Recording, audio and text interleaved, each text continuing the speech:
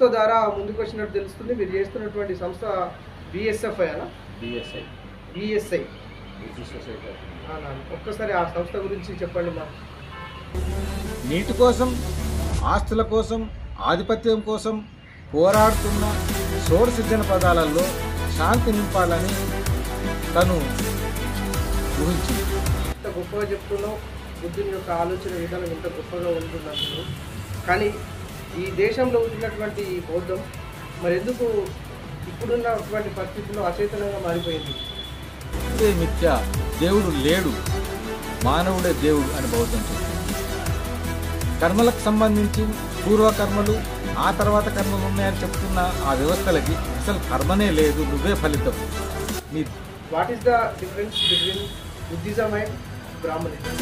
మరి కుశసున్న మిత్రుడు తన రాజ్యాన్ని స్థాపించిన తర్వాత బౌద్ధం మీద దాడి ఎలా జరిగిందో చూసి బౌద్ధాన్ని అప్రతిష్ట పాలు చేసే వ్యవస్థ ఒకటి పుట్టింది. అంటే బౌద్ధంలో ఉన్నటువంటి పదాన్ని మార్చి బౌద్ధంలో ఉన్నటువంటి అంశాన్ని పక్కదో పట్టిస్తూ రాసినటువంటి గ్రంథాలు అంటే పాలీ భాష, సంస్కృతం భాష వచ్చిన పండితులు బ్రాహ్మణిజంలో ఉండడం, బౌద్ధాన్ని తప్పుదారి పట్టించే విధంగా జరిగిన సంస్కరణలలో ఎక్కడ డేటింగ్స్ కానీ, కార్బన్ డేటింగ్స్ కానీ, సమయాలు కానీ, పేర్లు కానీ సక్రమంగా సూచించబడలేదు. డాక్టర్ బిఆర్ అంబేద్కర్ గారు కూడా తను చివరిలో బుద్ధిస్ట్గా మారి బుద్ధిజాన్ని ఎందుకు తీసుకోవాల్సి వచ్చింది, ఆ అంశాన్ని కూడా మా ప్రేక్షకులు పరిచయం చేయాలి. మతం ఆధారంగానే వివక్షకు సంబంధం ఉంది అని మనకు చరిత్ర చెప్తా ఉంది. వేల సంవత్సరాలుగా కఠినమైన వివక్షని ప్రదర్శించిన హైందవులు కూడా అతన్ని హైందిజం యొక్క ఆవశ్యకత ఏంటి, అసలు ఈ వరల్డ్ వైజ్గా ఈ ప్రపంచవ్యాప్తంగా హెరిటేజ్ కల్చర్ మరియు బౌద్ధిజం ఎట్లా అసలు వివక్షించబడుతుంది అనేది, మానవుడు మానవుని చంపుకోవడం కోసం, మానవుడు మానవుని దోసుకోవడం కోసం, మానవుడు మానవుని బానిస చేసుకోవడం కోసం యుద్ధాలు జరుగుతాయి.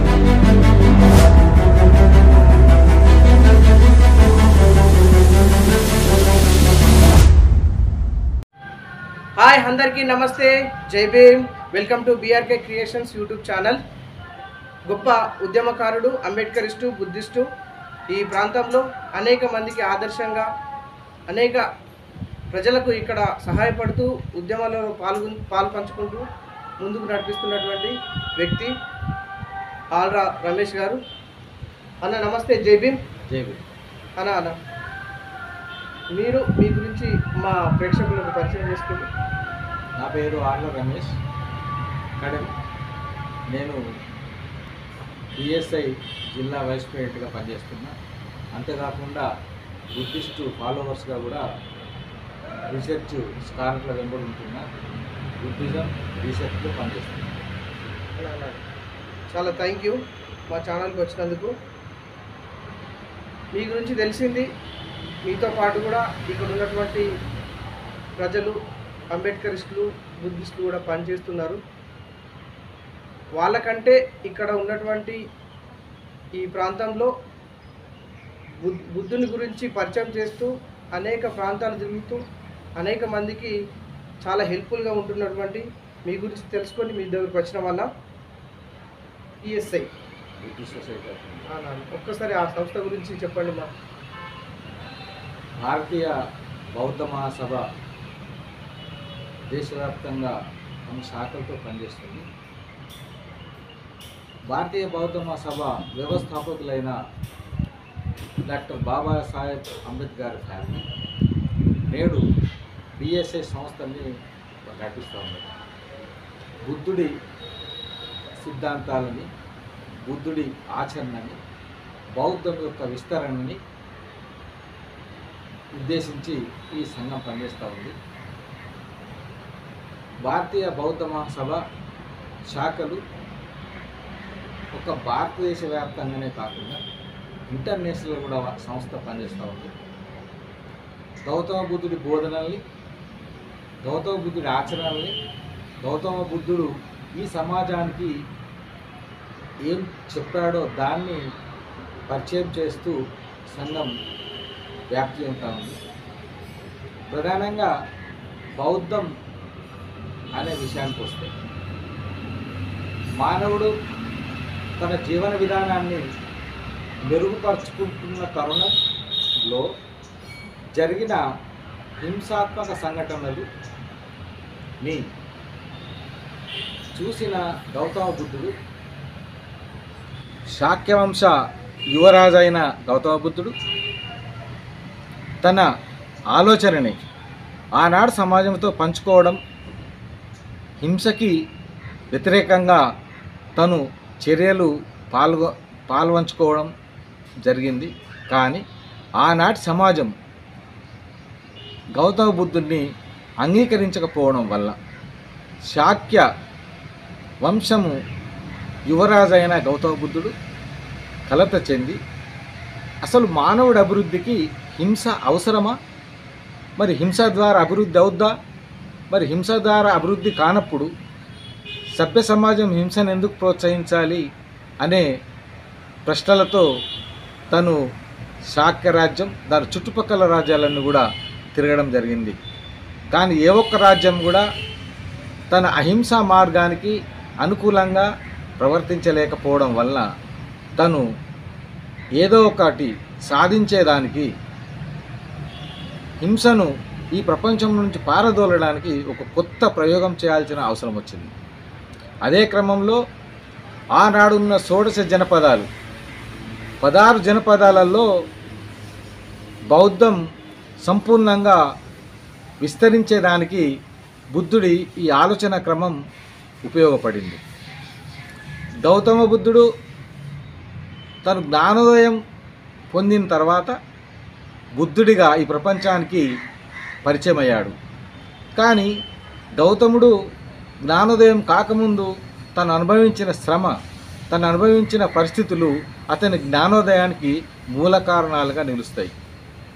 ఎందుకంటే పక్క రాజ్యం ప్రజలు నీటి కోసం, నీటి వాటా కోసం ఒకరినొకరు చంపుకుంటున్న తరుణంలో 2 రాజ్యాల మధ్యన సంధికి కష్టపడ్డ గౌతమ బుద్ధుడు వివక్షకు గురి కావడం జరిగింది. తన శాక్యవంశం వ్యతిరేకించింది, ప్రత్యర్థి రాజ్యం కూడా వ్యతిరేకించింది. అప్పుడే తనకు శాంతి ఆలోచన వచ్చింది.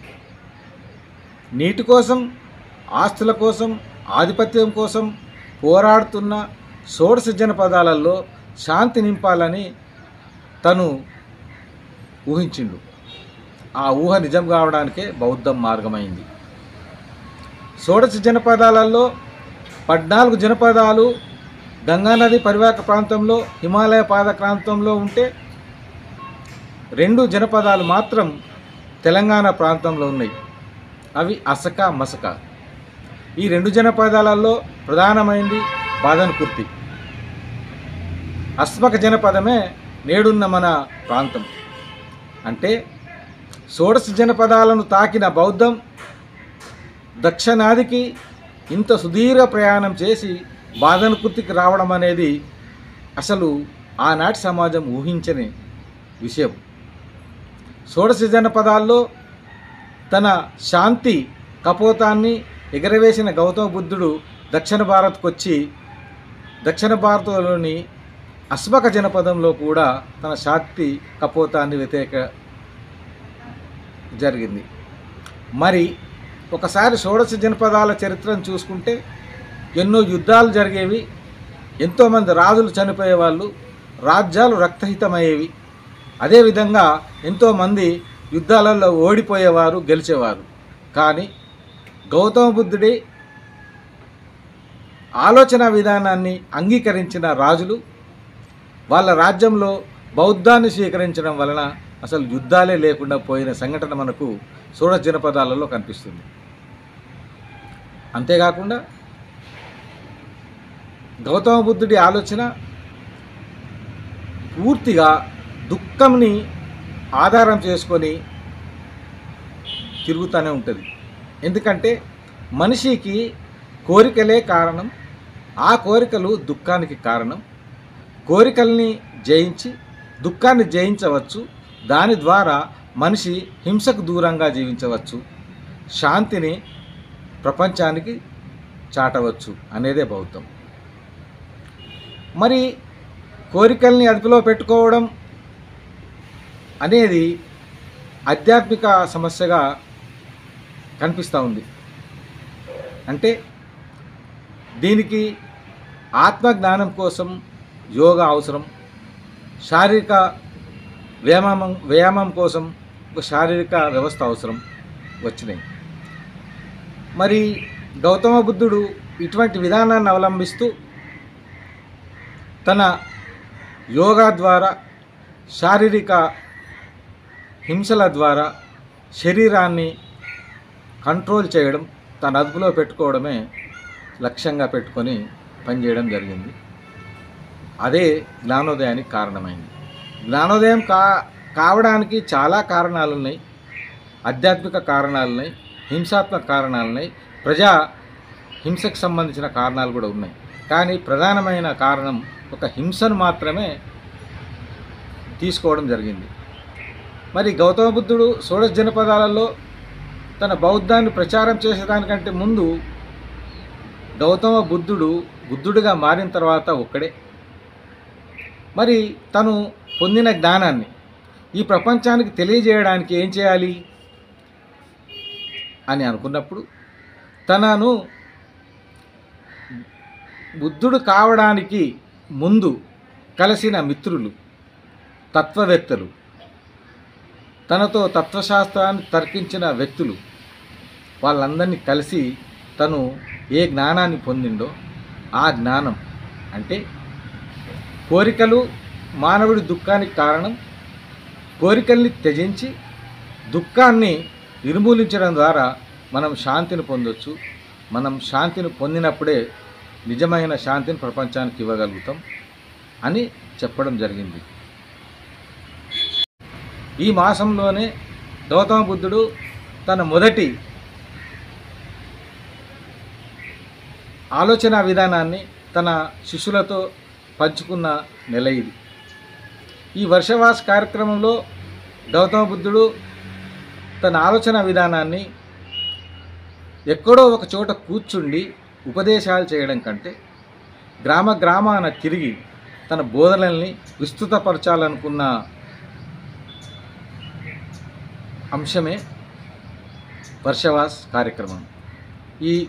ఈ నెల జరుగుతున్న వర్షవాస్ కార్యక్రమాలకి ఇదే ప్రధానమైన సంకేతం.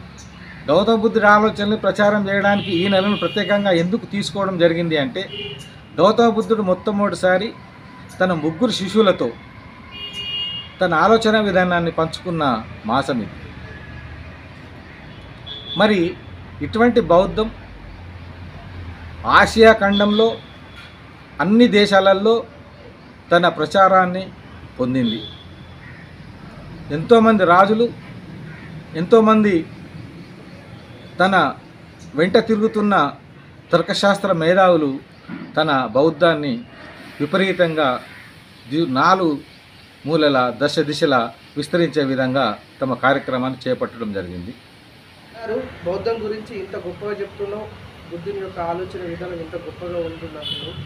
కానీ ఈ దేశంలో ఉంటున్నటువంటి ఈ బౌద్ధం మరి ఎందుకు ఇప్పుడున్నటువంటి పరిస్థితుల్లో అచేతనంగా మారిపోయింది?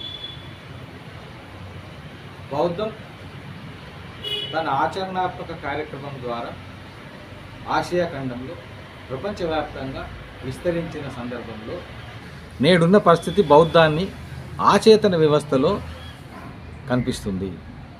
కానీ అది ఆచేతన వ్యవస్థ తాత్కాలికమే.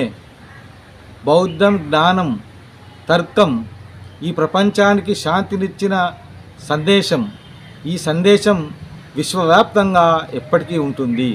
కానీ భారతదేశంలో బౌద్ధం ఆచేతన వ్యవస్థకి రావడానికి కారణం ఆనాడున్న సనాతన పరిస్థితులు. అంటే గౌతమ బుద్ధుడి అనంతరం, అశోకుడి అనంతరం, మౌర్య సామ్రాజ్య పతనం తర్వాత ఆ కాలాల్ని పరిశీలించినట్లయితే రాజ్య వ్యవస్థలు వాటి నిర్మూలన ఎప్పటికీ జరుగుతూనే ఉంటుంది, అది నిరంతరం. అదే కాలక్రమంలో బౌద్ధాన్ని ఆచరించిన రాజులు వాళ్ళ రాజ్యాల్ని కోల్పోవడం వలన బౌద్ధం తన స్థాయిని కోల్పోవడం జరిగింది. అంతేకాకుండా దోపిడీ వ్యవస్థలకు మూలమైన వ్యవస్థలు రాజ్యాధికారంలోకి రావడం వలన బౌద్ధం తన స్థితిని కోల్పోయింది. అంతేకాకుండా బౌద్ధం ఆనాడు కేంద్రీకృత వ్యవస్థగా ఉండింది. అంటే బౌద్ధం ఆచరణాత్మక కార్యక్రమంలో చాలా విశ్వవిద్యాలయాలు, నలంద లాంటి విశ్వవిద్యాలయాలు కొనసాగడం జరిగింది. నలంద విశ్వవిద్యాలయంలో ఎంతో జ్ఞానం భాండాగారం ఉండేది. అదేవిధంగా నలంద లాంటి, తక్షశిల లాంటి, గాంధార లాంటి కళల్ని పోషించడానికి ఆ విశ్వవిద్యాలయాలు పనిచేటివి. అంతేకాకుండా బౌద్ధం, తర్కశాస్త్రం ఆనాడున్న పరిస్థితులకు అనుకూలంగా తర్కం జరిగేది. ఆ తర్కశాస్త్ర పితామహులు, పండితులు నేడు ప్రపంచవ్యాప్తంగా పోయిన సంఘటన మనకు కనిపిస్తూ ఉంది. అంటే ప్రపంచంలో ఉన్న ఎన్నో యూనివర్సిటీలు, విశ్వవిద్యాలయాల్లో నేడు ఆ శాస్త్రాలపైన విశ్లేషణ జరుగుతూ ఉంది. అంతేకాకుండా బౌద్ధం ఆచేతనంలోకి రావడానికి ప్రధానమైన కారణం వలసలు. ఆనాడున్న వలసలు, వలసవాదులు వాళ్ళు ఓన్లీ హింస, రాజ్యాధికారం, దోపిడీ వాటినే మూలాధారంగా చేసుకొని దోపిడీ హింసలు జరిగినవి. ఆ హింసలు, దోపిడీలో భాగంగా నలంద లాంటి విశ్వవిద్యాలయాల్ని మూర్ఖులైన, జ్ఞానహీనులైన వాళ్ళు కూల్చివేయడం జరిగింది. దాని ద్వారా వాళ్ళు ఎంతో సంతోషపడ్డట్టున్నారు. ఏమని? ఈ జ్ఞానం కూలిపోయింది అని. కానీ జ్ఞానం ఎప్పుడూ కూలిపోదు, నిరంతరం తను వెలుగుతూనే ఉంటుంది అనే సంగతిని ఆ రోజు వాళ్ళు గ్రహించలేకపోయినారు. కాబట్టి నేడు నలంద విశ్వవిద్యాలయం పునర్నిర్మాణం జరిగింది. బౌద్ధం ప్రపంచవ్యాప్తంగా తన 1000% అభివృద్ధిని సాధించిన క్రమం కూడా మనకు కనిపిస్తూ ఉన్నది. ప్రపంచ దేశాలలో 35 దేశాలు బౌద్ధ దేశాలున్నాయి. బౌద్ధం ప్రధానంగా అమల్లో ఉంటుంది.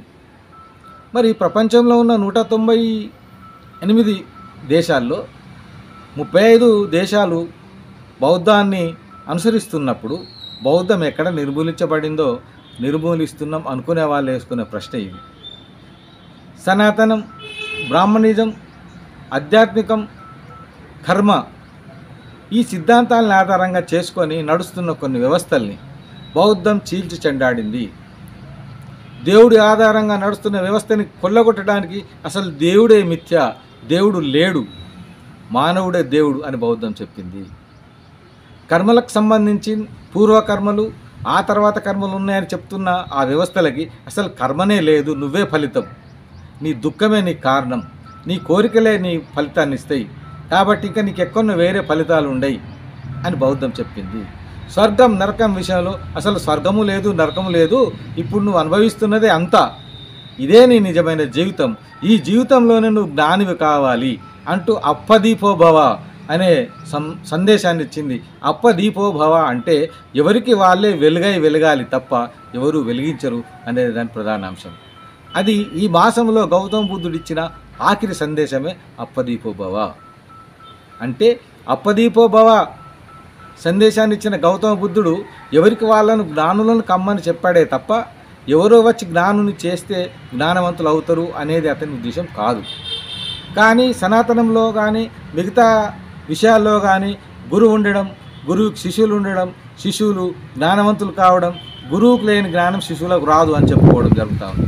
కానీ తను ఎప్పుడూ ఒకటి చెప్పేది, గౌతమ బుద్ధుడు జ్ఞాని అయిన తర్వాత, బుద్ధుడు అయిన తర్వాత నేను చెప్పింది నమ్మడానికి వీల్లేదు, మీరు మీ శాస్త్ర పరిజ్ఞానంతో ఆలోచించండి, మీ శాస్త్ర పరిజ్ఞానంలో పరీక్షలో నిగ్గుదేల్తేనే మీరు నమ్మండి, నేను చెప్పినంత మాత్రాన మీరు నమ్మాల్సిన అవసరం లేదు, ఎందుకంటే నేను ముఖ్యం కాదు, జ్ఞానమే ముఖ్యం, తర్కశాస్త్రం ద్వారా మీరు గమనించిన జ్ఞానాన్ని దృష్టిలో ఉంచుకొనే నిజం అనేదాన్ని నమ్మండి, కానీ నేను చెప్పినంత మాత్రం కాదు అని గౌతమ బుద్ధుడు చెప్పడం జరిగింది. అంటే తన జ్ఞానాన్ని సైతం ప్రశ్నించుకున్న తత్వం, శాంతి కోసం ప్రపంచాన్ని వెలిగించే తత్వం గల గొప్ప బుద్ధుడిగా మనం చూసుకోవచ్చు. బౌద్ధం ఎప్పుడు తన అనే పదాన్ని త్యజించి సమాజం అనే పదానికే విలువనిచ్చిన సంఘటన గౌతమ బుద్ధుడి ద్వారా మనకు తెలుస్తూ ఉన్నది.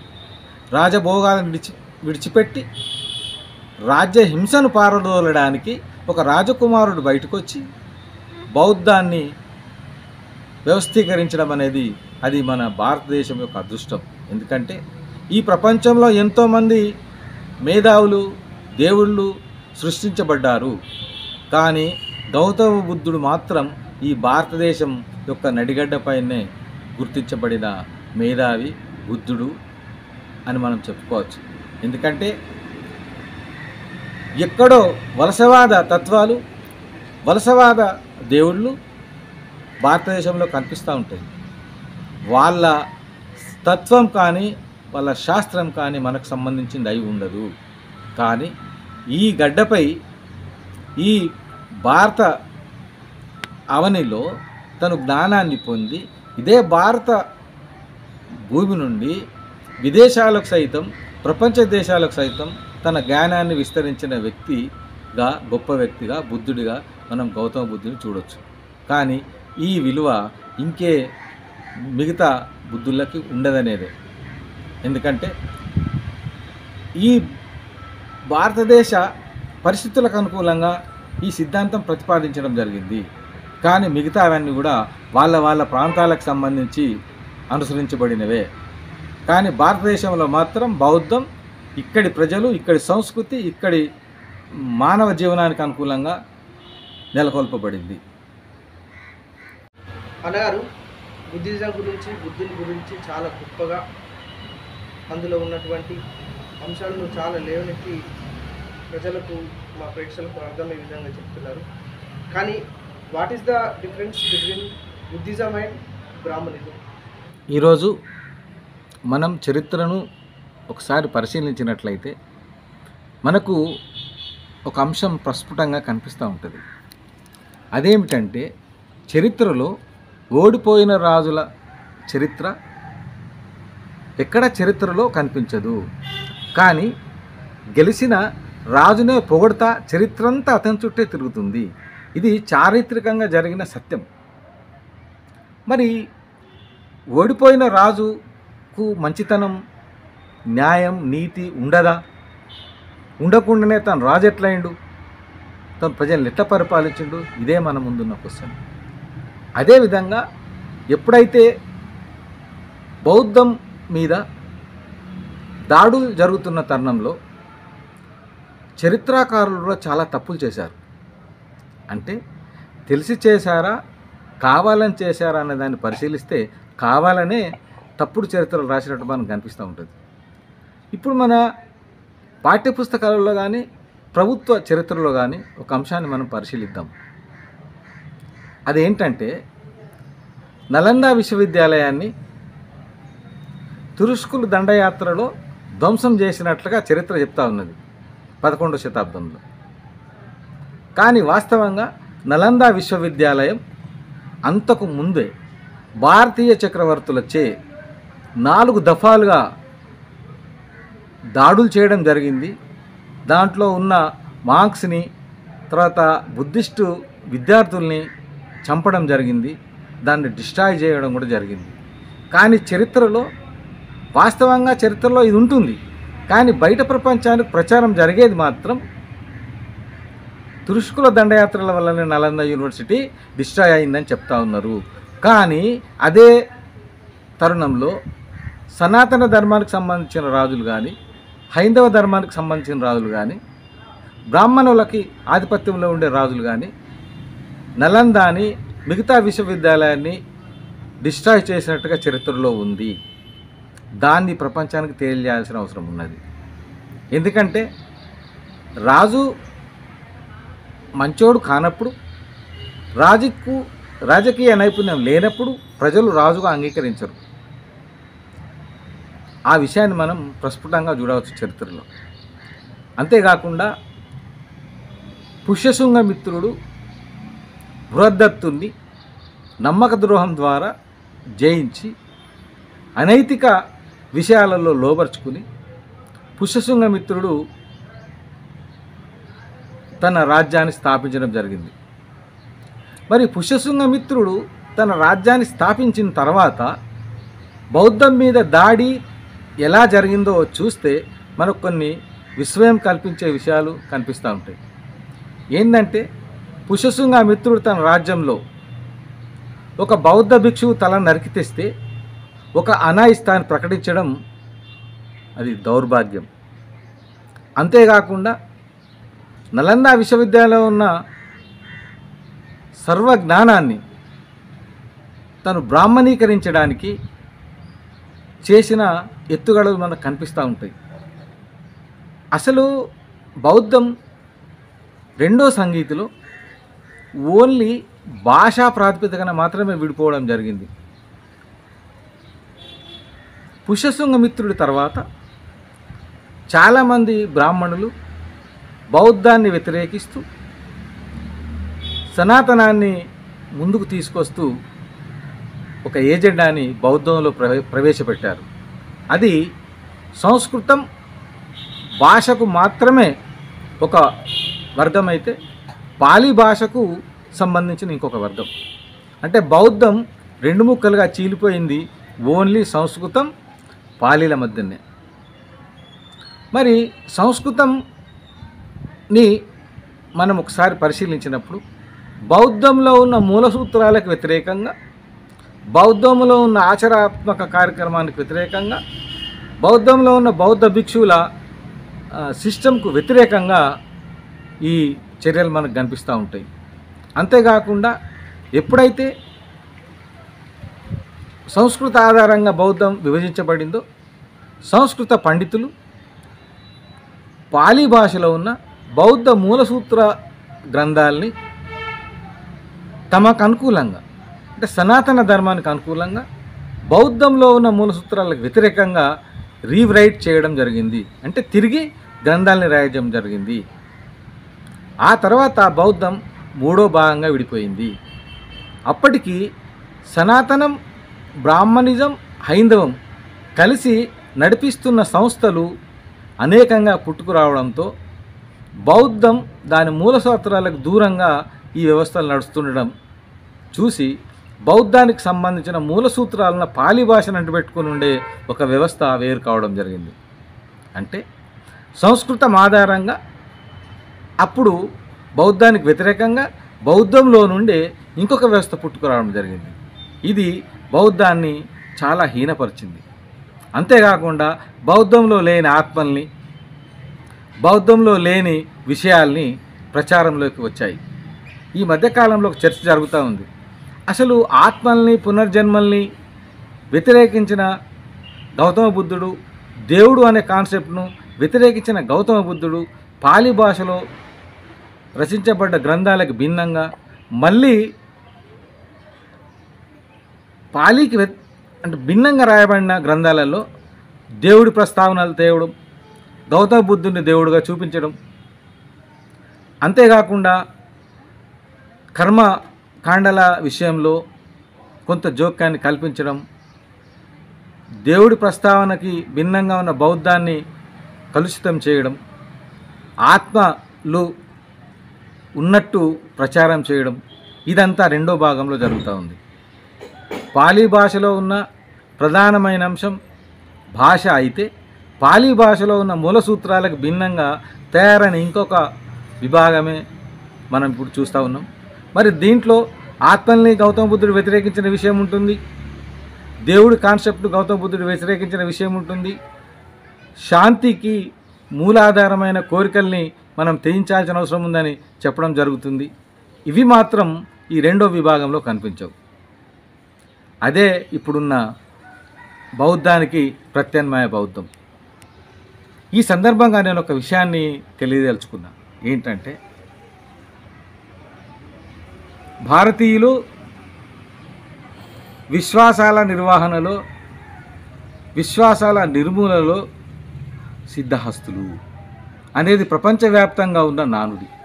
అంటే భారతీయులు ఒక విశ్వాసం సృష్టించబడితే దాన్ని పరిశీలించి దాన్ని ఎలా నిర్మించాలో ఒక కొత్త ఫార్ములాను తయారు చేస్తారు. ఒకసారి మనం చరిత్రను చూసుకున్నట్టయితే ఆనాడున్న వైదిక సనాతన ధర్మాలకు వ్యతిరేకంగా బౌద్ధం వచ్చింది.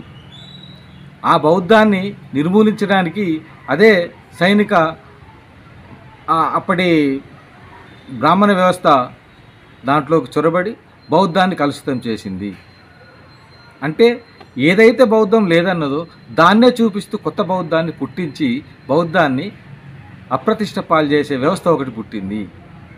అంతేకాకుండా బౌద్ధంలోని ఒక శాఖ దేవుడు, ఆత్మ, పునర్జన్మ కాన్సెప్ట్లు ఉన్నవి అంటే ఒక వ్యవస్థ ఇవి లేవు అని చెప్తా ఉన్నది.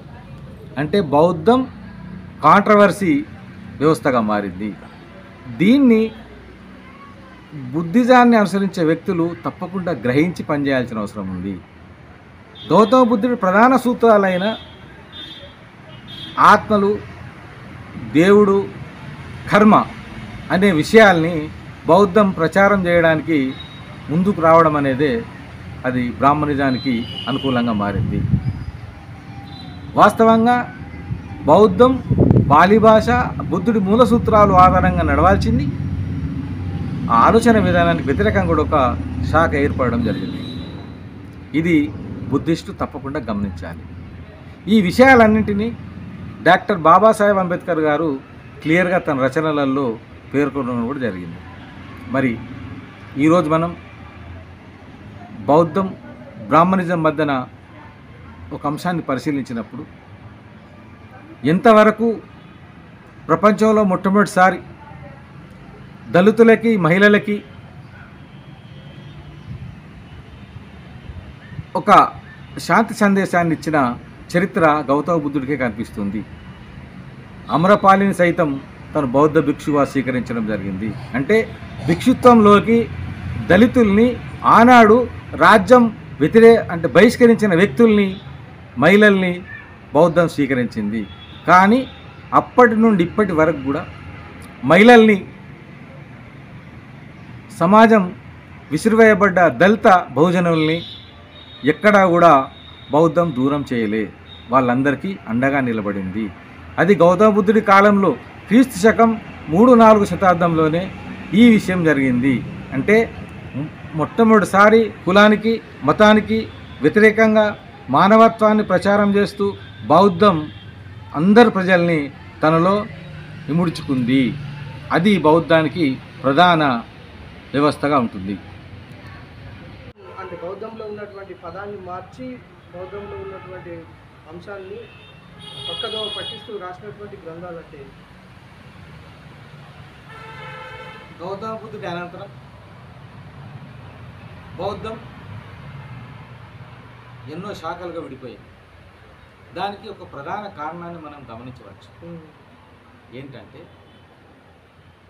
బౌద్ధం యొక్క మూల సూత్రాలు, బౌద్ధం యొక్క ఆచరణాత్మక గ్రంథాలు, బౌద్ధం యొక్క తత్వశాస్త్ర పండితులు వీళ్ళంతా అప్పుడున్న పాలి భాషకు సంబంధించి జ్ఞానం ఉన్న వ్యక్తులు. కానీ గౌతమ బుద్ధుడి తదనంతరం నిర్యాణం తర్వాత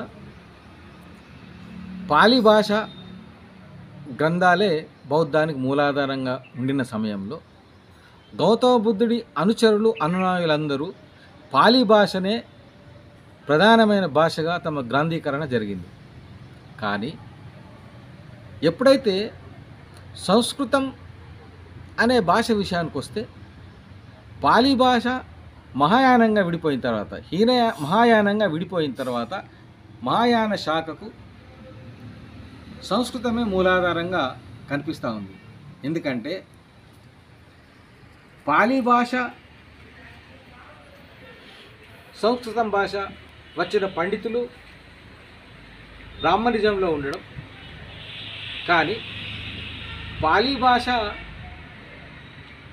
సంస్కృతం భాష వచ్చిన వ్యక్తులు మూల సూత్రాల వైపు ఉండకపోవడం గొప్ప నష్టం జరిగింది. ఎందుకంటే బ్రాహ్మణాధిక్యంలో నడుస్తున్న రాజ్యాలు, బ్రాహ్మణాధిపత్యంలో నడుస్తున్న బౌద్ధం, సనాతనం, హైందవం 3 ఏకతాటిగా దాడి చేసి పాలి భాష నుండి సంస్కృతానికి ట్రాన్స్లేషన్ జరిగినప్పుడు, రీరైట్ జరిగినప్పుడు చాలా పాళీ భాషలో ఉన్న మూలసూత్ర పదాలు తొలగించబడి వాటికి విపరీత అర్థాలు ఇస్తూ సంస్కృతంలోకి తర్జుమా చేయడం జరిగింది. అంటే పాళీ భాషలో ఉన్న గ్రంథాలు సంస్కృతం భాషలోకి తర్జుమా చేయబడుతున్నప్పుడు బ్రాహ్మణీకరణ జరిగింది. వాస్తవంగా అప్పుడున్న సనాతన బ్రాహ్మణవాదులు ఉద్దేశపూర్వకంగా బౌద్ధాన్ని బలహీనం చేయడానికి అనుసరించిన మొదటి వ్యవస్థ. అంటే భారతీయులు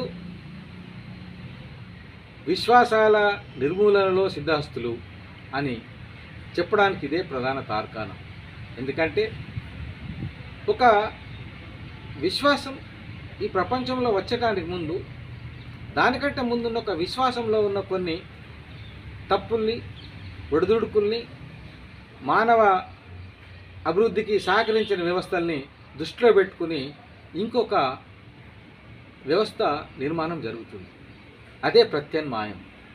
అంటే సమాజం ఎప్పుడు ప్రత్యామ్నాయాన్ని కోరుకుంటున్న తరుణంలో ఒక విశ్వాసం స్థిరీకరించబడి ఉండి ఆ విశ్వాసంలో నుండి ఇంకొన్ని అభివృద్ధి ఫలాల్ని సేకరించడానికి ఇంకొక సమాజం నిర్మాణం జరుగుతుంది. అది కొత్త విశ్వాసం అవుతుంది. అంటే విశ్వాసాలు విశ్వాసాలని సృష్టిస్తాయి, కానీ విశ్వాసాలని ప్రజలు ఎంతవరకైతే తమ ఓనప్ చేసుకుంటారో అప్పుడు ఆ విశ్వాసం మనగలుగుతుంది. ప్రజలు ఆచరించిన విశ్వాసం ప్రజల్లో నిలిచిపోతుంది, ప్రజలు ఆదరించిన విశ్వాసం కనుమరుగవుతుంది. అదే క్రమంలో హైందవం, బ్రాహ్మణిజం, సనాతనం మూడు కలిసి బౌద్ధం అనే విశ్వాసాన్ని నిర్మూలించే విధంగా ఒక చర్యను చేపట్టి ఉద్దేశపూర్వకంగా చరిత్రలో తప్పుడు విషయాల్ని వేలెత్తి చూపడం జరిగింది. అంటే బౌద్ధంలో తప్పుల్ని చేర్చింది వాళ్ళే, బౌద్ధం తప్పని ప్రచారం చేసింది వాళ్ళే, బౌద్ధం కాంట్రవర్సీ సిస్టమ్ అని కూడా ప్రచారం చేసింది వాళ్ళే. ఎందుకంటే ఒక బౌద్ధంలో ఆత్మ ఉంటుంది, ఇంకొక బౌద్ధంలో ఆత్మ ఉండదు. ఒక బౌద్ధం పునర్జన్మని విశ్వసిస్తుంది, ఇంకొక బౌద్ధం పునర్జన్మని విశ్వసించదు. ఇది హీనయాన, మహాయాన, వజ్రయాన, థేరవాద అనే విభిన్న మార్గాల ద్వారా బౌద్ధం కొంత మార్పులతో తయారు చేయబడింది, రీరైట్ చేయబడింది, పునర్సృష్టించబడింది. ఇది బౌద్ధం అనే విశ్వాసాన్ని నిర్మూలించడానికి ఆనాడు కొన్ని వ్యతిరేక శక్తులు చేసిన చర్యగా మనకు చరిత్రలో కనిపిస్తూ ఉంది.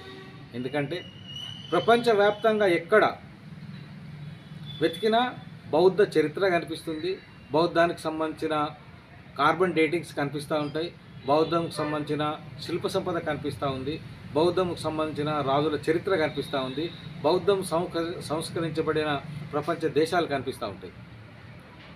అదే బౌద్ధాన్ని తప్పుదారి పట్టించే విధంగా జరిగిన సంస్కరణలలో ఎక్కడ డేటింగ్స్ కానీ, కార్బన్ డేటింగ్స్ కానీ, సమయాలు కానీ, పేర్లు కానీ సక్రమంగా సూచించబడలేదు. అన్నారు బౌద్ధంలో ఉన్నటువంటి శాఖల గురించి, బౌద్ధాన్ని నిర్మూలించడానికి చేసినటువంటి ఎత్తుగడ శక్తుల గురించి చాలా చక్కగా వివరించారు. మరి ఇదంతా బాగానే ఉంది, కానీ అంబేద్కర్, డాక్టర్ బిఆర్ అంబేద్కర్ గారు కూడా తను చివరిలో బుద్ధిస్ట్గా మారి బుద్ధిజాన్ని ఎందుకు తీసుకోవాల్సి వచ్చింది, ఆ అంశాన్ని కూడా మా ప్రేక్షకులకు పరిచయం చేయండి. డాక్టర్ బాబాసాహెబ్ అంబేద్కర్ గారి జీవితం సంపూర్ణ వివక్షాపూరితం, జన్మతా వివక్షత అనుభవించిన వ్యక్తిగా మనం చూసుకోవచ్చు. ఎందుకంటే తను మొదటిసారి పాఠశాలలో చేరినప్పుడు వివక్ష, దళితులకు చదువు లేదు, పాఠశాలలో అగ్రకుల విద్యార్థులుంటే తను బయట ఆవరణలో కూర్చుండి చదువుకున్న అంశం మనకు చరిత్రలో కనిపిస్తూ ఉంటుంది. అంతేకాకుండా తను ఎదుర్కొంటున్న వివక్షకి సమాధానం చెప్పే విధంగా తన జీవితాన్ని మరల్చుకోవడానికి చేస్తున్న ప్రయత్నంలో చాలా శక్తులు తనని అడ్డుకోవడం జరిగింది. ప్రపంచ దేశాలలో మేధావిగా సంస్కరించబడ్డ వ్యక్తి, ప్రపంచంలోనే మేధావిగా ప్రపంచ దేశాల అధ్యక్షులతో గుర్తించబడ్డ వ్యక్తిగా తిరిగి భారతదేశానికి వచ్చి భారతదేశంలో తను స్థిరపడడానికి ప్రయత్నించినప్పుడు ఒక ఆఫీసులో తనకి దళితుడనే ముద్రతో తాగడానికి వేరే గ్లాసు వేరే కుండ పెట్టడం జరిగింది. అంటే వివక్ష అనేది ఒక శాస్త్రంగా నడుస్తూ ఉంది, అనుకోకుండానో అనుచితంగానో నడవడం లేదు. విద్యకు ఆర్థిక సమర్థవానికి అసలు వివక్షకి సంబంధమే లేదు. ఎందుకంటే చదువురాని వాడు ప్రపంచంలోనే మేధావిగా చదివినవాడు, ప్రపంచంలోనే అగ్రగామి దళితులుగా ఎదిగిన వ్యక్తి, ఇవన్నిటికీ వివక్షకు ఎటువంటి సంబంధం లేదు. ఓన్లీ కులం మతం ఆధారంగానే వివక్షకి సంబంధం ఉంది అని మనకు చరిత్ర చెప్తా ఉంది. ఎందుకంటే చదువు రానప్పుడు తను అనుభవించిన వివక్షని తను ప్రపంచ మేధావి అయిన తర్వాత అనుభవించడం జరిగింది. అంతేకాకుండా తను ఒక రాజ్యపాలన వ్యవస్థలో తను అధిక పోస్టులు అనుభవించిన వ్యక్తి కూడా వివక్షను ఎదుర్కోవడం జరిగింది. అంతేకాకుండా తను ఒక మతాన్ని అంటే ఓనప్ చేసుకోవడానికి జరిగిన విషయంలో కూడా చాలా సందర్భాలలో ఇటువంటి వివక్ష మనకు కనిపిస్తూ ఉంటుంది. డాక్టర్ బాబాసాహెబ్ గారి అంతిమ కాలంలో తను అనుభవించిన వివక్ష గురించి సంపూర్ణంగా గ్రంథీకరణ చేయడం జరిగింది. చాలా పుస్తకాలు రాయడం జరిగింది. చాలా గ్రంథాలలో తను అనుభవించిన వివక్షకు గల ప్రధాన కారణాన్ని, భారతదేశంలో కులాల పుట్టుక ఎట్లా జరిగింది, భారతదేశంలో మతం అనేది ఎంత మహమ్మారిగా ఉంది అనే అంశాలని ప్రస్ఫుటం చేస్తూ తను చాలా పుస్తకాలు రాయడం జరిగింది. ఆ పుస్తకాలు మనకి ఇప్పుడు నేడు సమాజంలో కనిపిస్తూ ఉంటాయి. అంతేకాకుండా తను ఏదో ఒక ఆలోచన విధానాన్ని బయటికి తీసుకురావాలని అనుకున్నప్పుడు చాలా విస్తృతంగా చర్చ జరిపిన మీదటనే బౌద్ధాన్ని స్వీకరించడం జరిగింది.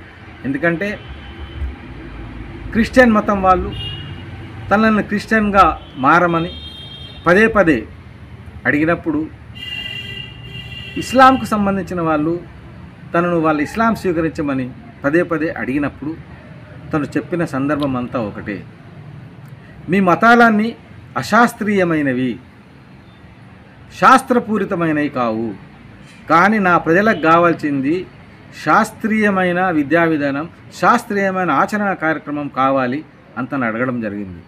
కానీ ఎక్కడ ఈ శాస్త్రీయ విధానం జరగదు, కనిపించదు. కాబట్టి తనకు పోవాల్సిన అవసరం లేదు అని తను నిర్ణయించుకోవడం జరిగింది. అదేవిధంగా వేల సంవత్సరాలుగా కఠినమైన వివక్షని ప్రదర్శించిన హైందవులు కూడా అతన్ని హైందవం తీసుకోమని అడగడం జరిగింది. కానీ వాళ్ళది అశాస్త్రీయమైన ఆచరణ కాబట్టి అంబేద్కర్ ఒప్పుకోవడం జరగలేదు.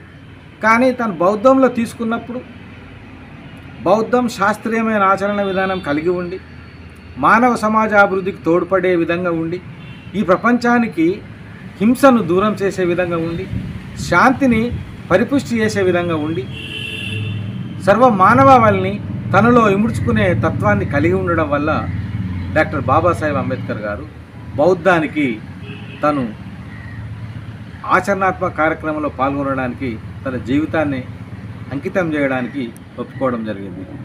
ఎందుకంటే తను వివక్షలో పుట్టి వివక్షలో చనిపోవడం తనకిష్టం లేదు.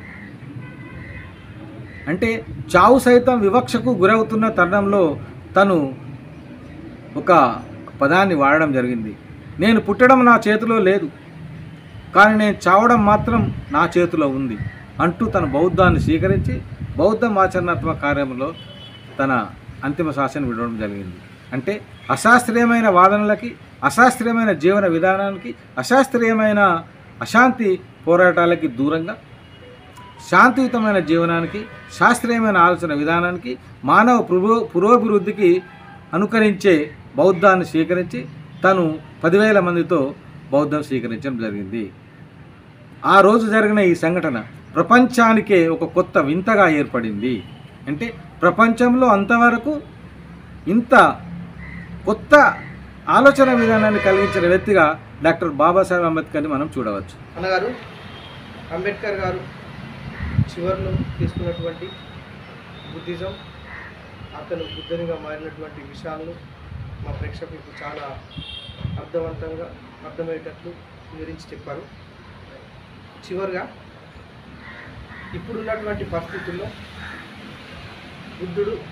బుద్ధిజం యొక్క ఆవశ్యకత ఏంటి, అసలు ఈ వరల్డ్ వైజ్గా ఈ ప్రపంచవ్యాప్తంగా హెరిటేజ్ కల్చర్ మరియు బౌద్ధిజం ఎట్లా అసలు వివక్షించబడుతుంది అనేది కొంచెం మా చివరిలో ప్రేక్షకులకు చూపిస్తాం.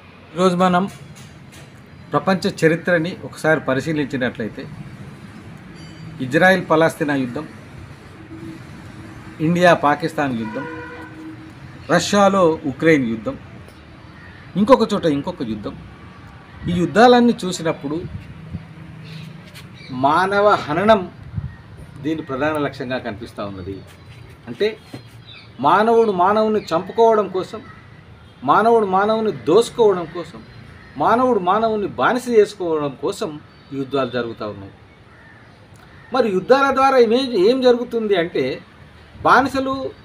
బానిసత్వం, హింస, క్రూరత్వం పుట్టుకొస్తూ ఉన్నాయి.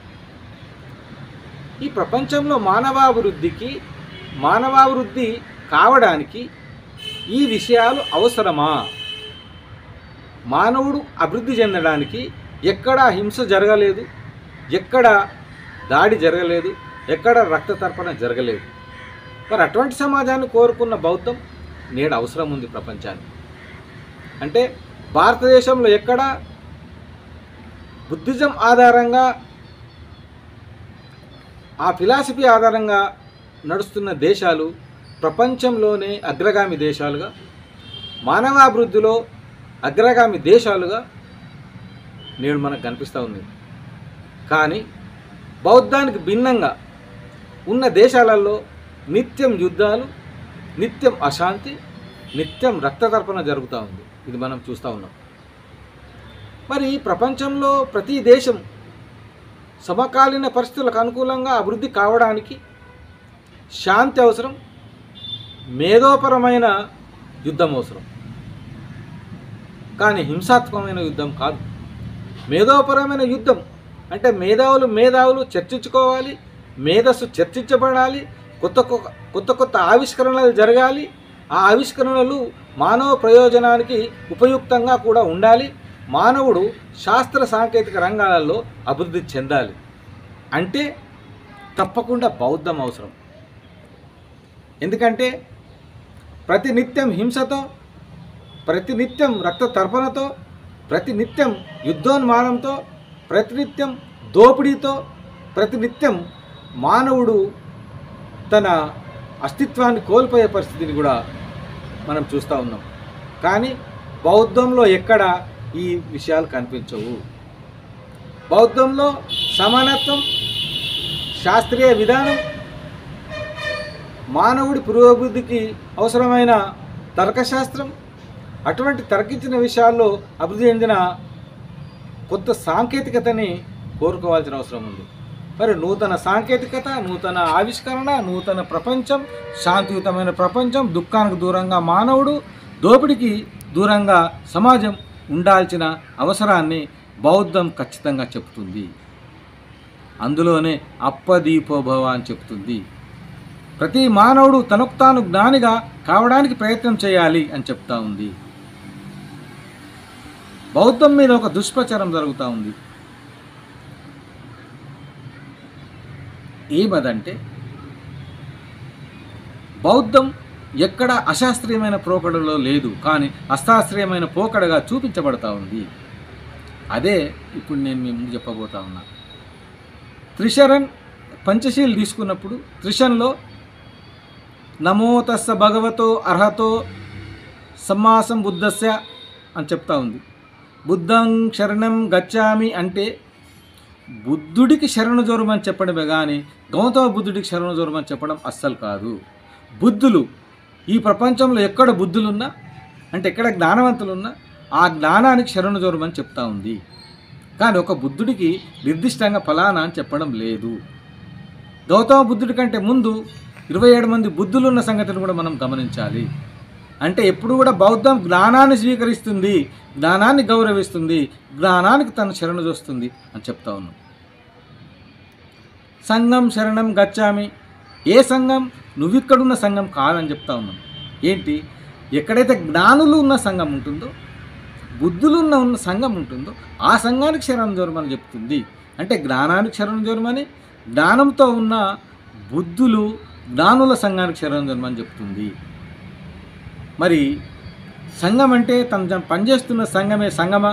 మరి దాంట్లో జ్ఞానులు ఉన్నరా అని ప్రశ్నించుకోవాల్సిన అవసరం ఇప్పుడు మనకు ఏర్పడింది.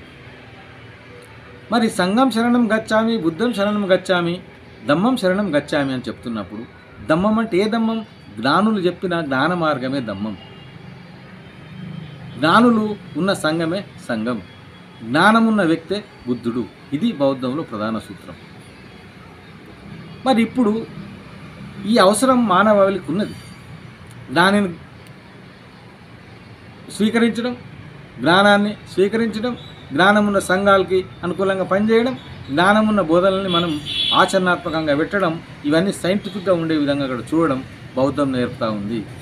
బౌద్ధంలో ఎక్కడ కూడా అతీత శక్తులు కానీ, అద్భుత కల్పనలు కానీ, కనిపించని దాన్ని కనిపించినట్టు చెప్పడం కానీ జరగదు. అన్నీ శాస్త్రీయంగా జరుగుతూ ఉంటుంది.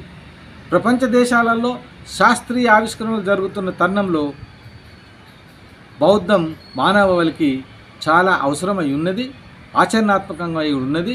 ఈ విషయాన్ని గమనించాల్సిన అవసరం కూడా ఉన్నది. క్రీస్తు పూర్వం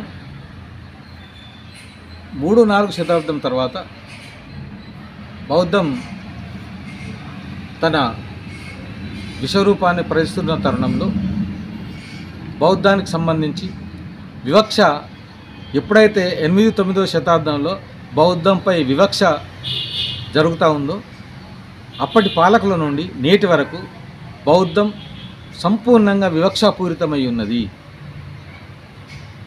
భారతదేశంలో ఎక్కడ ఏ ఆలయాన్ని తవ్వినా, ఏ ఆలయ మూలాలను వెతికినా బౌద్ధం శిల్ప సంపద కనిపిస్తూ ఉంటుంది.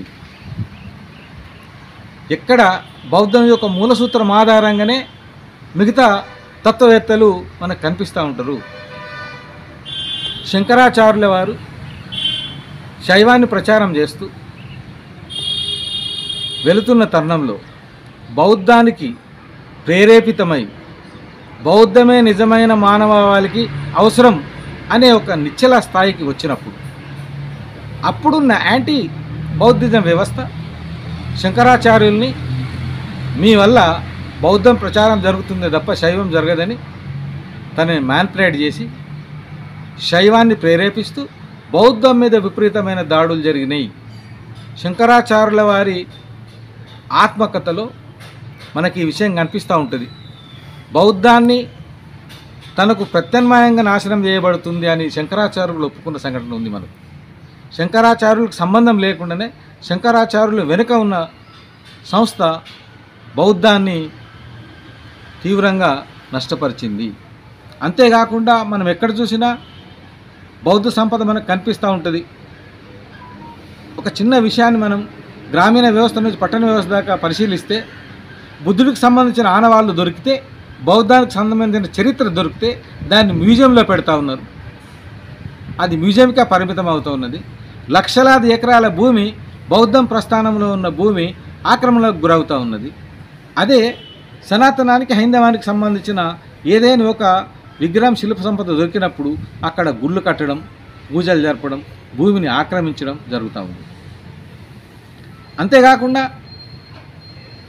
ఎక్కడ చారిత్రకమైన ఆధారాలు బయటపడినప్పుడు ఏఎస్ఐ అంటే తన శాస్త్ర పరిజ్ఞానం ద్వారా, కార్బన్ డేటింగ్ ద్వారా నిజమైన చరిత్రను బయట తీయకుండా మధ్యంతరంగా ఉన్న చరిత్రతోనే తను సంపూర్ణంగా బౌద్ధంపై వివక్ష జరుపుతూ ఉంది. దానికి కారణం చరిత్రలో బౌద్ధం చోట హైందవాన్ని చేర్చడం, బుద్ధిస్టు శిల్పాలకి హైందవ ఆకారాలను ఇచ్చి దేవతామూర్తులుగా కొలవడం, ఇదంతా మనం చూస్తూ ఉన్నాం. శివలింగం పైన బుద్ధుడి బొమ్మ ఉంటుంది, కానీ దాన్ని శివుడిగా అభివర్ణిస్తూ ఆరాధ్య దైవంగా పూజించడం జరుగుతూ ఉంది. నిజమే, శివలింగం పై బుద్ధుడి బొమ్మ ఎందుకుంది, శివాలయాలపై బుద్ధుడి బొమ్మలు ఎందుకున్నాయి, శివాలయాల శిల్ప సంపదలో బౌద్ధం ఎందుకు అమర్చబడి ఉంది అనేదాన్ని ఒకసారి పునఃపరిశీలిస్తే భారతదేశంలోని చాలా ఆలయాలు అవి బౌద్ధ ఆలయాలే. వైష్ణవాలయాలు కానీ, శైవాలయాలు కానీ, మిగతా ఆలయాలు కానీ బౌద్ధ ఆలయాలే, బుద్ధుడి యొక్క ఆలయాలే. మరి బుద్ధుడి ఆలయాల్ని హిందూ సాంప్రదాయం ప్రకారం హిందూ ఆలయాలుగా వాటిని మార్చబడింది.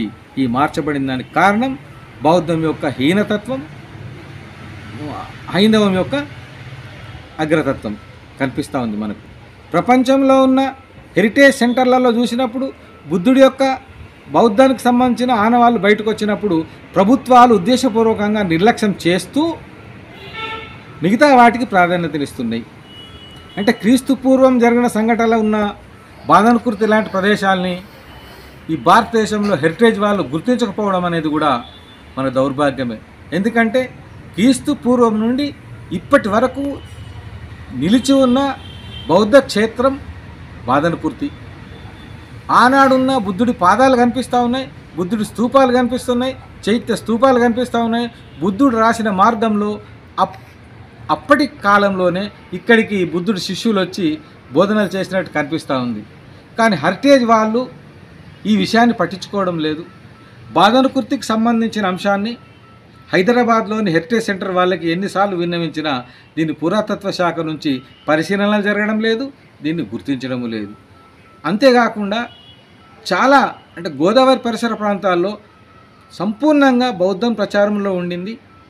గౌతమి నదికి బౌద్ధం ప్రచారం వచ్చిన తర్వాతనే గౌతమిగా పేరు పెట్టడం జరిగింది. అంతకు మునుపు గౌతమి కాదు, గోదావరి కాదు, వేరే పేరుతో పిలువబడేది. అటువంటి నదికి గౌతమి ఇక్కడికి రావడానికి కారణం బౌద్ధమే. మరి అసక జనపదాలు గోదావరి పరిసర ప్రాంతంలో బౌద్ధ రాజ్యాల్ని పరిశీలిస్తున్నప్పుడు, బౌద్ధ సాంస్కృతిక సంపదను పరిశీలిస్తున్నప్పుడు, బౌద్ధ శిల్పాలని పరిశీలిస్తున్నప్పుడు మనకు కార్బన్ డేటింగ్ ప్రకారం కానీ, చరిత్ర ఆధారంగా కానీ, శిలాశాసనాలు కానీ అది బౌద్ధం అని తేలిన తర్వాత కూడా పురావస్తు శాఖ వాళ్ళు వీటిని క్రోడీకరించకపోవడం, వీటిని మ్యూజియాలకే పరిమితం చేయడం, వీటి నుంచి చరిత్రకు అందకుండా చేయడం, హెరిటేజ్ కల్చర్లో వీటిని చూపెట్టకపోవడం అనేది ఇది సంపూర్ణమైన వివక్ష కాదా అని నేను అడుగుతా ఉన్నా. రామమందిర నిర్మాణంలో సుప్రీంకోర్టు ఇచ్చిన రూలింగ్ ఏం చెప్తా ఉన్నది? మా పరిశీలనలో వందల సంవత్సరాలుగా పూజలు జరుపుతున్నది హిందువులే కాబట్టి మేము దాన్ని హిందూ మందిరంగా గుర్తిస్తున్నాం అని చెప్పడమే జరిగింది. కానీ కార్బన్ డేటింగ్ ప్రకారం, శాస్త్రీయ రచనల ప్రకారం, శిలాశాసనాల ప్రకారం అది రామ మందిరం అని చెప్పడం జరగలేదు. ఆ కార్బన్ డేటింగ్లు లేవు. అదే అయోధ్యలో ఇప్పుడున్న మ్యూజియంలో వందలాది బుద్ధుడి విగ్రహాలు ఉన్నాయి. ఎక్కడైతే రామాలయం తవ్వడానికి పునాదులు తీస్తున్నప్పుడు వెళ్ళిన బుద్ధిస్టు స్కల్ప్చర్ని, బుద్ధిస్టు యొక్క బొమ్మల్ని అటువంటి అన్నింటి ఒక మ్యూజియంలో పెట్టి జరగడం జరిగింది. అది ఇప్పుడు మ్యూజియం కూడా అయోధ్యలోనే ఉంది, ఢిల్లీలో ఉంది. అంటే బౌద్ధ సంపద మ్యూజియానికి పోవడం, అదే జాగాలు ఇంకొకటి పునర్వ్యవస్థ కావడం అనేది నిజంగా వివక్ష కారణం కాదా? మరి ఇటువంటి వివక్షలు భారతదేశంలో ప్రపంచమంతటా జరుగుతూ ఉన్నాయి. అంటే భారతదేశంలో ప్రత్యేకమైన పరిస్థితిని ఎదుర్కొంటూ ఉన్నాం. అంటే as for carbon dating and as for culture and as for the writings భారతదేశం బౌద్ధ దేశం. భారతదేశంలో ఉన్న శైవ, వైష్ణవ ఆలయాలు సంపూర్ణంగా బౌద్ధానికి సంబంధించిన శిల్ప సంపదనే. ఎక్కడైతే గౌతమ బుద్ధుడి ఆధారాలు శిలాశాసనాలుగా కార్బన్ డేటింగ్లో తేలినవే, అప్పుడున్న విగ్రహాలు కార్బన్ డేటింగ్లో తేలినవే, అప్పుడున్న భాష, దానికి సంబంధించిన చరిత్ర బౌద్ధానికి సంబంధించినదే అయినప్పుడు అది బౌద్ధ ఆరామంగా, బౌద్ధ ఆలయంగా, బౌద్ధ క్షేత్రంగా విలసిల్లాల్సిన తరుణంలో అది వేరే హైందవ సనాతన వాటికి సంబంధించిన ఆలయాలుగా ఉండడం అనేది అది చారిత్రక తప్పిదం. ఇప్పటికైనా ఏఎస్ఐ వాళ్ళు, అంటే శాస్త్ర సాంకేతిక పరిజ్ఞానాన్ని దృష్టిలో పెట్టుకొని నడుస్తున్న సంస్థ మన భారతీయ పురావస్తు సంస్థ. పురావస్తు సంస్థలో శాస్త్రీయ సాంకేతిక పరిజ్ఞానాన్ని పక్కన పెట్టి తప్పుడు రచనలకి విలువనిస్తూ చేస్తున్న చర్యలు ఎన్నటికీ బౌద్ధం క్షమించదు. బౌద్ధం తన విశ్వరూపాన్ని చూపిన రోజున ఈ ఆలయాలన్నీ బౌద్ధానికి రావాల్సినయే. యుద్ధాలు బౌద్ధం ఎప్పుడు కోరుకోలే. శాంతియుతంగానే తమ సాధనని ముందుకు తీసుకుపోతాం, శాంతియుతంగానే తమ వ్యవస్థని కాపాడుకుంటాం, శాంతియుతంగానే బుద్ధుడి యొక్క ఆనవాళ్ళు ప్రతి అంశం కూడా బుద్ధుడికి సంబంధించినదే అంటూ నినదిస్తూ తమ అన్ని క్షేత్రాలని కాపాడుకుంటూ బౌద్ధ సంస్కృతిని పునర్జీవింపజేస్తూ బుద్ధుడి ఆలోచనల్ని ఈ ప్రపంచానికి తెలియజేస్తూ బుద్ధిస్ట్ సొసైటీ ఆఫ్ ఇండియా ఆర్గనైజేషన్లో భాగంగా ఇవన్నీ జరుగుతూ ఉన్నాయి. ప్రతి వాళ్ళు గమనించాల్సిన అవసరం ఉంది. తమ సంపదను తమను ఎన్నటికైనా తమ చేతులకు తీసుకుంటాం. ఇదే బౌద్ధ సంఘాల యొక్క లక్ష్యం, బిఎస్ఐ యొక్క లక్ష్యం.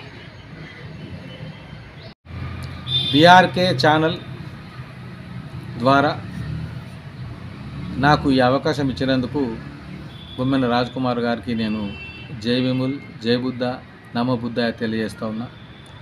అంతేకాకుండా బౌద్ధంపై జరుగుతున్న వివక్ష, బౌద్ధం యొక్క ప్రస్తుత పరిస్థితి, ఈ ప్రపంచానికి బౌద్ధం అవసరమెంత, డాక్టర్ బాబాసాహెబ్ అంబేద్కర్ గారు బౌద్ధాన్ని ఎందుకు స్వీకరించారు, సనాతన బ్రాహ్మణ హైందవ ధర్మం బౌద్ధంపై ఎలా దాడి చేసింది, భారతీయుల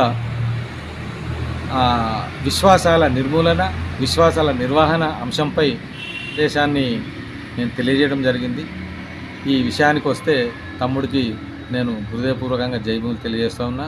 ప్రేక్షకులు ఎక్కువ సంఖ్యలో ఈ యూట్యూబ్ ఛానల్ని సబ్స్క్రైబ్ చేస్తూ మా అభివృద్ధికి పాటుపడాలని కోరుకుంటారు.